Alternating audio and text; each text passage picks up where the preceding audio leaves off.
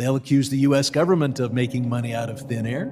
Maybe we do, but we're the U.S. government. But we're the U.S. government. But we're the U.S. government. But we're the U.S. government. But we're the U.S. government. But we're the U.S. government. Crypto family, welcome back to the channel. Aaron here from the Bitcoin Bros coming back at you with another cryptocurrency video today. And as you just saw, that was Rep. Brad Sherman saying it's okay for the U.S. government to print trillions and trillions of dollars. There's no side effect of that. And that's why we're seeing the S&P 500 hit 5,000 for the first time ever, hitting new all-time highs. What I find really interesting around all of this is S&P is hitting new all-time highs, but we're seeing layoffs over the past couple of months. We've seen a lot of layoffs in January. So over on layoffs, FYI, you can see January, there was a huge spike in the tech sector layoffs.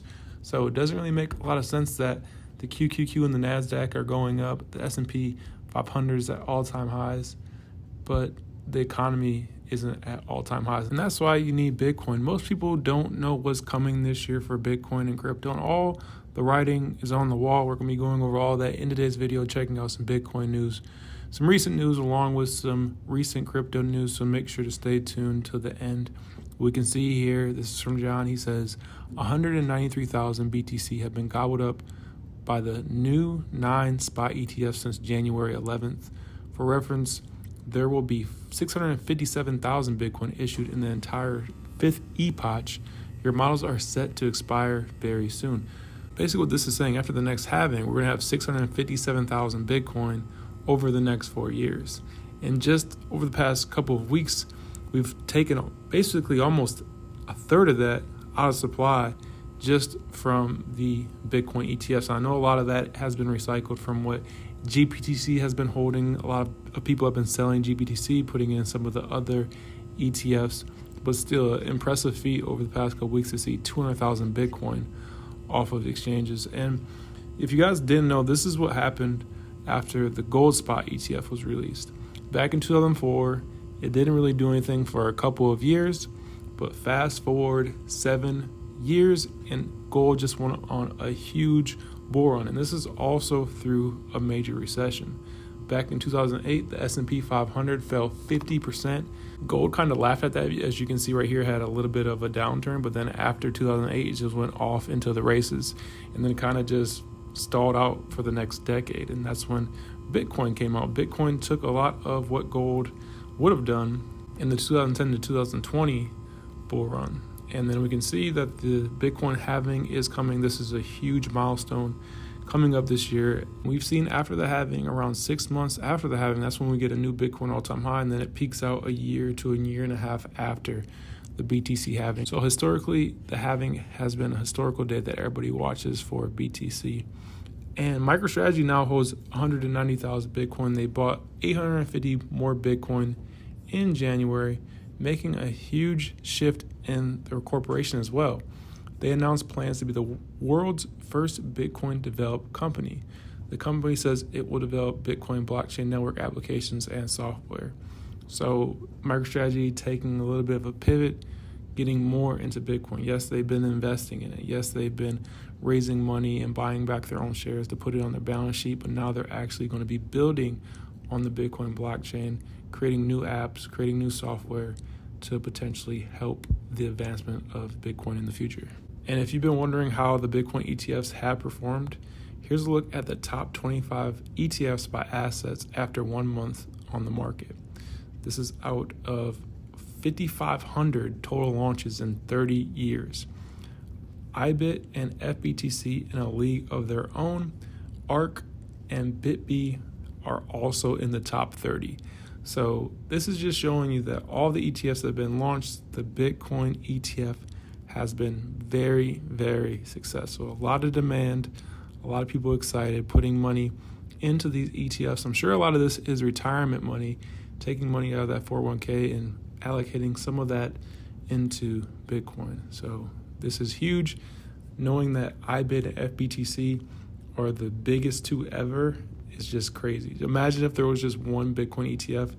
This wouldn't even be a close race with all these other ETFs that have happened over the past 30 years. And then checking out the total supply last active over the past 2 to 3 years, this is a trend that we are continuing to see here.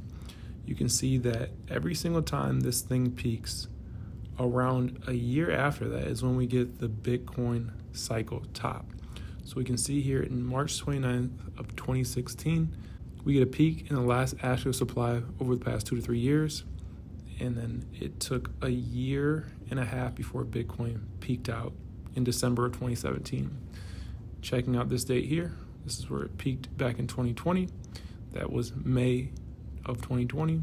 And then Bitcoin peaked in November of 2021. And a lot of people even say that April was the actual peak because we know there was a lot of price manipulation from FTX in the second half of the year. There's a lot more volume in April for Bitcoin, but we're actually seeing that a little bit earlier this time. So we're seeing that here in October of 2023.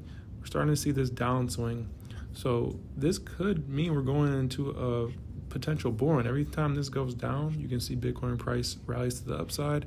It's going down here. Bitcoin's price rallies to the upside. So it does look like we're going to be going into a bull run here. And if you're going to be looking at a year and a half after that, or even a year after that, that's going to be October or sometime early in 2025. And that's what the Bitcoin bros have kind of been guessing when we think that the Bitcoin, blast off the top will be at. So right now is a great time to get in before we go into that bull run. If you guys haven't gotten any Bitcoin in your portfolio, this could be a good time to get in. So that's really all I had for Bitcoin in this video, just showing you guys that, yeah, we're in a bull run. Right now is a great time to get in. Be careful with some of these altcoins. There are a lot of scams out there, but to get into some altcoin news, Solana had a recent outage. Is this a disappointing failure or just part of the process? Solana has been picking up steam here over the past year. A lot of people have been opting into Solana using the network because if you use those D apps over on Solana, the Web3 apps, they work just like Web2 applications. And the price has showed that there's a lot of volume over on Solana. If you guys are Bitcoiners and you're Bitcoin only, that's fine. But if you like crypto at all and you haven't checked out Solana, it seems like Solana may be that Ethereum killer. It doesn't have high fees. It's very fast. The performance is great. And there's a lot of other projects out there just like Solana, like ICP and some others. But Solana has had the most value and the most attention over the past year going into a bull run. So I think that is huge. I think that's why we believe Solana will continue to perform well in 2024. And they have a phone coming out. So they have over 85,000 pre-orders, only 15,000 left. They have a phone. If you buy it now, you're going to get it next year. If that's what you're interested in, check it out. I thought that was pretty interesting. Like I said, Solana's had a lot of attention here over the past year. And then whales grabbed 50 million of Chainlink as price climbs 40% in a month. So yeah, Chainlink's been doing well. The Oracle solution of the crypto space is doing pretty good. And we will be talking about altcoins more on our channel. You guys have been asking for them. Doing TA. You guys know Sean does a lot of TA on our channel, so he'll be doing some of that. And I'll also be covering the news, going over on-chain data, things of that nature. And we're going to be making more videos on Link and some of the other cryptos because we're going into a bull run. And during bull runs, a lot of these altcoins tend to outperform Bitcoin. And what we've been saying for years now is have some Bitcoin in your portfolio.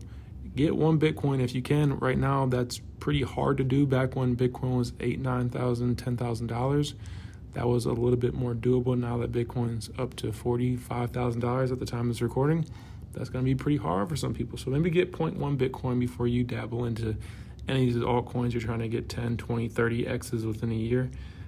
Some of these altcoins are going to do that. So you can trade altcoins to try to get more Bitcoin. That's what the Bitcoin bros do. But let me know if you guys are interested in more crypto videos. If you just want to see Bitcoin only videos, put that in the comment section below. My name is Aaron from Bitcoin Bros. I'm out. I'll see you guys in the next one. Have a great rest of your day.